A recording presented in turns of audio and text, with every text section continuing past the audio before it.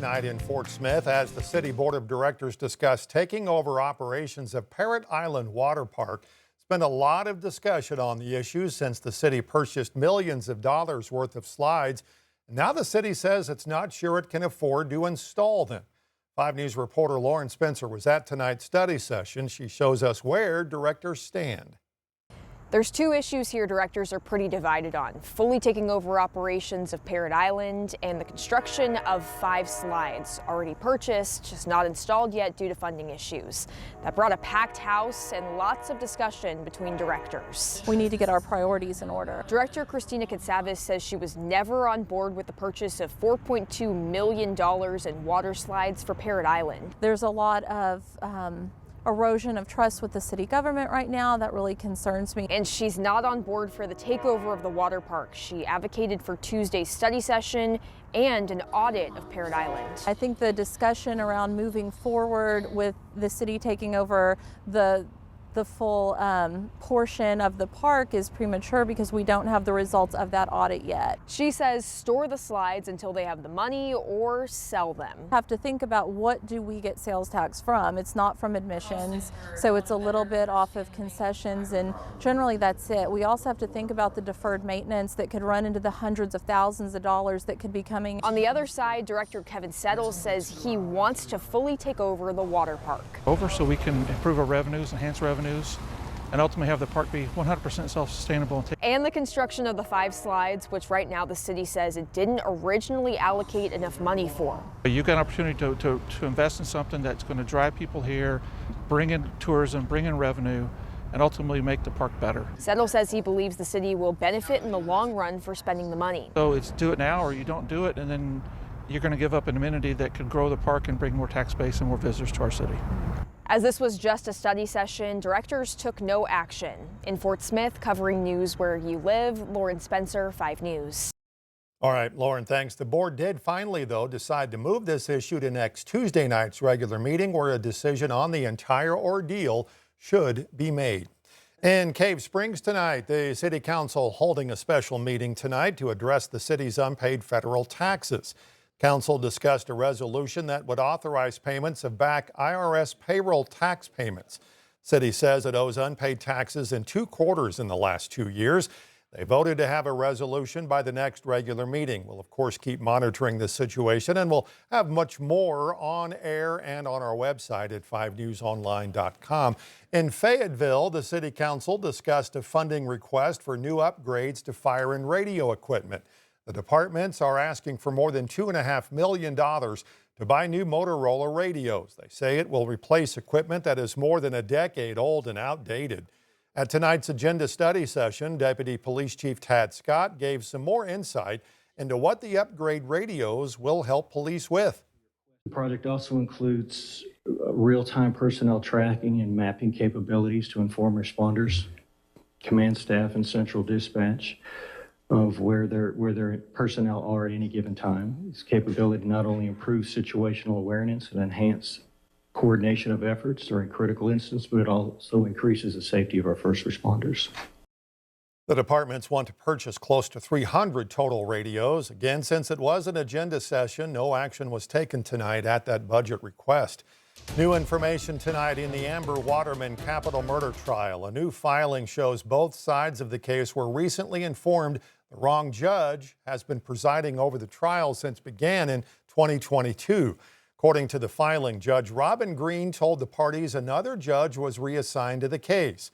Judge Green says he could only speculate a motive, but said someone in the circuit clerk's office had taken it upon themselves to reassign this case. Waterman's attorneys now say they want the case back in Judge Brad Caron's court. Waterman facing the death penalty for state charges in the murder and kidnapping of Ashley Bush.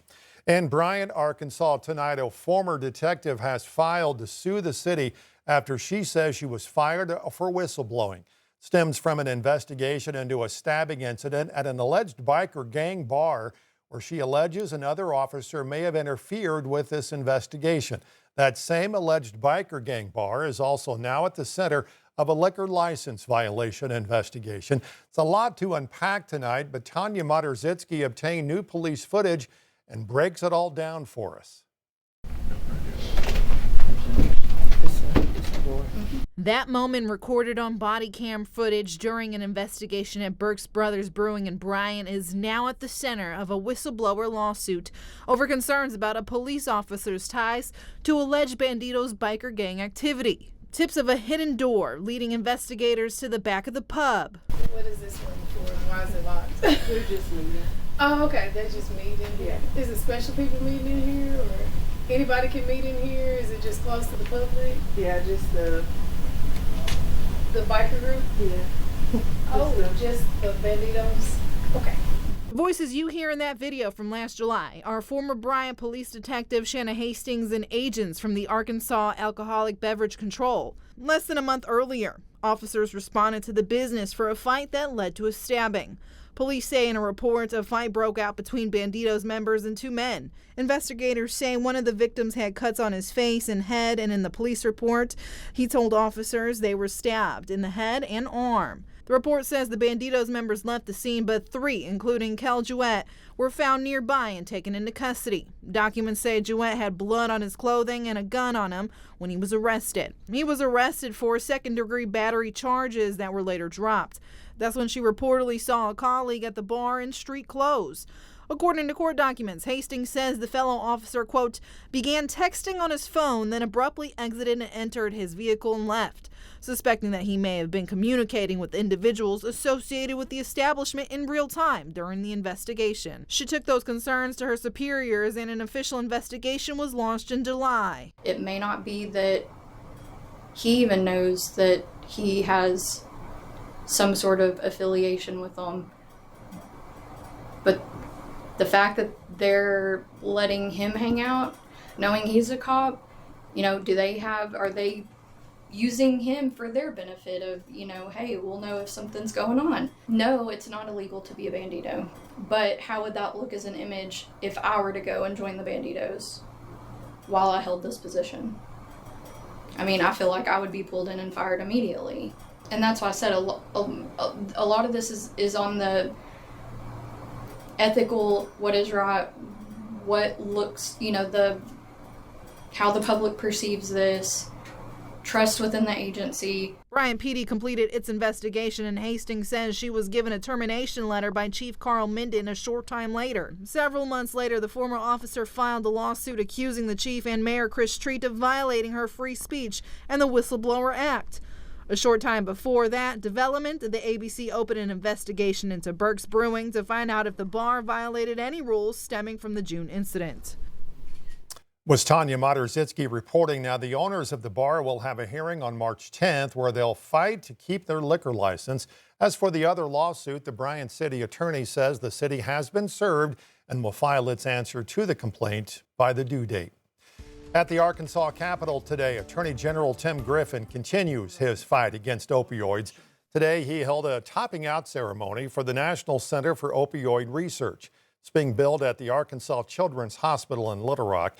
AG calls it a major step forward in positioning the state as a leader in addiction research, says a major focus will be analyzing how opioid use can negatively affect unborn and newborn children.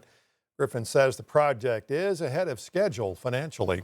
Arkansas state lawmakers met at a subcommittee meeting today at the Capitol, meanwhile, to discuss future funding for the State Department of Ed.